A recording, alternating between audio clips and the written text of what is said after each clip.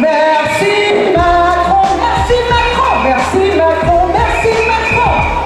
Quel plaisir de travailler pour vous, on est heureux comme des fous.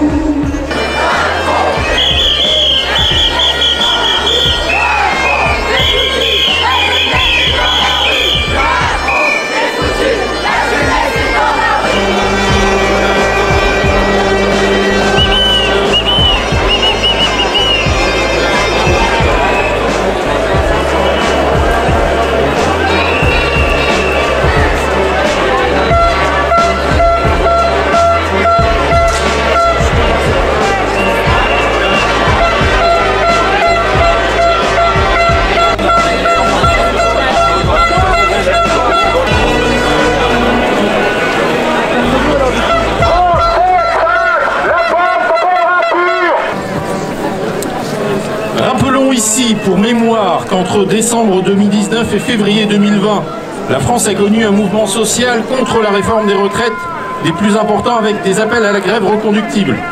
Le président de la République voulant supprimer la retraite par répartition au profit d'une retraite par points.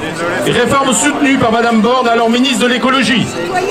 Il a été le mouvement social le plus important en France depuis les manifestations contre la réforme des retraites de 2010 et a participé à sa survie ou sauvegarde.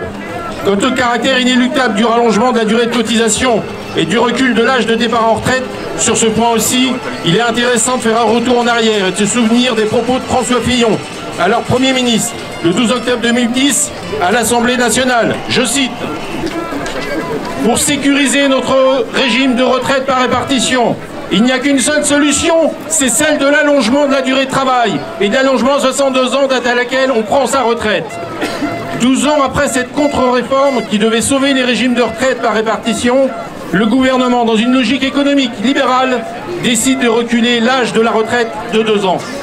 La tentative du gouvernement de nous imposer cette contre-réforme n'est que la poursuite de ces politiques d'attaque systématique des acquis sociaux, plus exactement des conquis sociaux. En termes de droit social, il n'y a pas d'acquis, il n'y a que des conquêtes. Après avoir durci les conditions d'indemnisation du chômage, avoir réduit la durée d'indemnisation d'un quart, le gouvernement veut s'en prendre à nos retraites.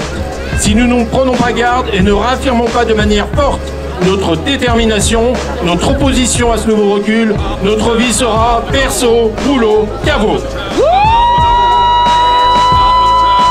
Rien ne justifie cette contre-réforme, si ce n'est une vision idéologique qui consiste à faire payer au monde du travail les milliards versés, déversés aux entreprises, aux plus riches des Français pendant la crise Covid, et cela sans conditionnalité. Nous revendiquons la justice sociale et non le recul social. Travailleuses, travailleurs, citoyens et citoyennes, notre première mobilisation du 19 janvier a été un succès. Aujourd'hui, nous avons monté les watts.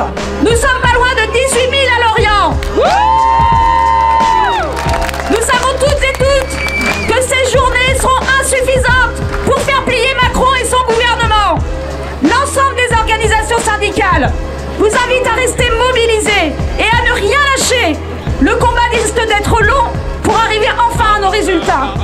Nous comptons donc sur toutes et tous, sur nos capacités à mobiliser nos collègues en entreprise pour qu'ils rejoignent le combat qui nous attend et faire reculer le gouvernement et leurs petits acolytes quant à cette réforme injuste et violente. S'il faut aller jusqu'à la grève interprofessionnelle, nous irons, camarades.